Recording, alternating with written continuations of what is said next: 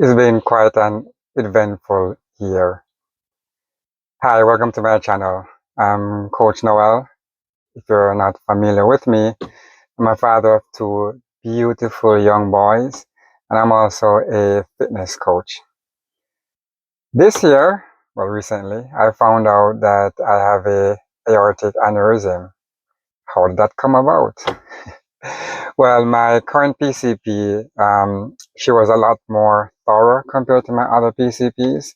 And in preparing for my physical this year, she reviewed my historic health data and decided that it would be good to redo my EKG because a prior EKG had an abnormality on there.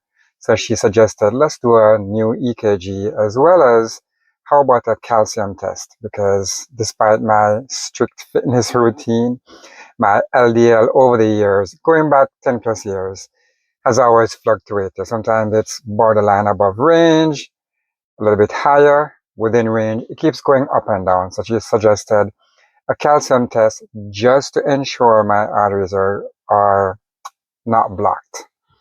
Well, the calcium score test was 0. However, it showed that I had a ascending aortic aneurysm measuring 4.5 centimeters. The standard is 2.5 to 3.5.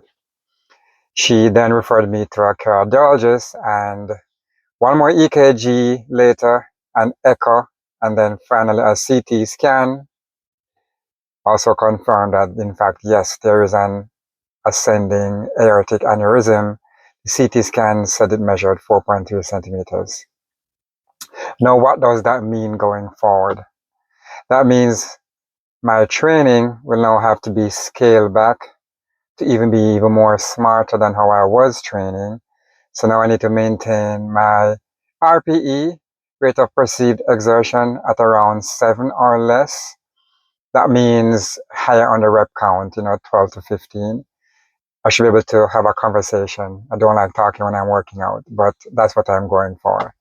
And a bit more rest. And the part I'm going to miss the most is my high intensity training. As a former jumper, and if you're familiar with my content over the years, you will see that I do a lot of extensive flyer, hurdle hops, box jumps, multi-directional hops and jumps, bands. I'm always hopping around and jumping around. However, the good thing though is over the last 2 years or so, after being diagnosed with osteoarthritis, I've been tapering on how frequent and how intense I've been doing these flyers to limit the inflammation of my knees, primarily my right knee. So my training has been fairly smart. I don't really chase PRs. I'm not an ego lifter or workout person. I'm always very smart and strategic as a certified strength coach and learning more about movement, volume, intensity, periodization, and better programming. So that just means going forward now, longevity is more of a priority. I want to be alive, right? I want to be here for my 2 sons, but I also still remain active. So my journey going forward now will be same athletic workouts, but scale back a bit because, like I said, now I have to prioritize the health and performance of my heart to ensure that this aneurysm doesn't enlarge because it will never get smaller.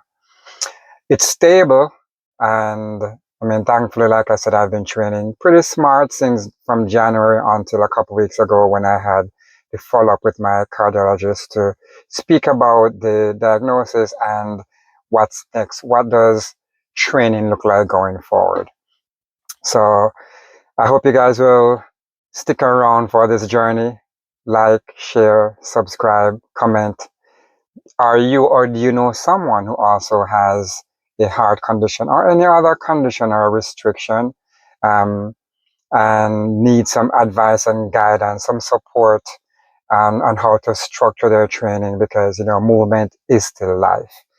And with my current diagnosis, my training will be tapered and tailored to being a bit more on the moderate side, but still very athletic focused.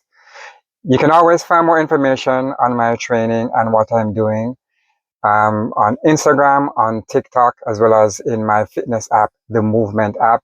The links are in my bio. So once again, thanks for listening. Love the support.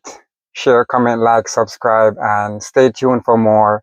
Hopefully you'll be able to join me on this new journey of living with an ascending aortic aneurysm. Take care. Bless up on yourself.